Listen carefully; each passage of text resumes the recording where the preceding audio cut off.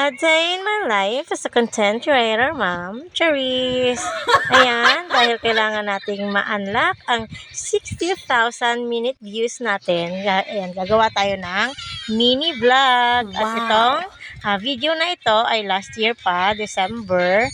At kami ay namasyal ng mga bata sa Kidzuna. Ito ay nasa Festival Mall, Alabang lamang. Ito ang favorite spot ng mga bata kapag kami ay namamasyal kasi napakalaki ng space nila dito at nag-enjoy talaga yung mga bata, lalong-lalo na dyan sa slide na yan. Favorite spot nila yan, yung slide talaga. Yung slide na yan at saka yung isa pang slide, yung inflatable slide nila. At ayan na nga guys, ang dada namin, kaya pa ba? Siyempre, siya talaga ang umaalalay sa mga bata at siya halos nagbabantay kasi nga on duty niya yan. Yan ang duty niya, ang magbantay sa mga bata. At ayang bunso namin ay napakalikot talagang bata yan. Kaya kailangan talaga may matang nakasunod sa kanya kasi hindi mo na mamalayan, nawawala na siya sa paningin mo.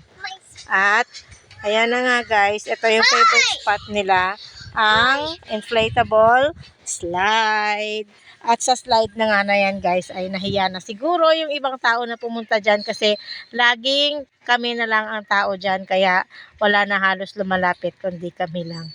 At ayan, sulitin natin ang oras kasama ang ating mga anak kasi minsan lang talaga sila bata. Pag sila ay lumaki, may mga kanya-kanyang desisyon na yan sa buhay, may mga kanya-kanyang lakad na, kaya hindi na natin sila halos makakasama. Kaya habang bata pa, sulitin ang oras at mag-enjoy kasama nila. Kahit tight ang budget, sige lang, go lang tayo. Kasi habang may buhay, may pag-asa. Ayan, ika nga sabi nila, cherish every moment. Bahala na. Basta yun na yun. Cherish yun. Ayan lamang po. Maraming salamat sa panonood. Thank you for watching. Follow me for more. Bye-bye. Say bye-bye. Bye-bye.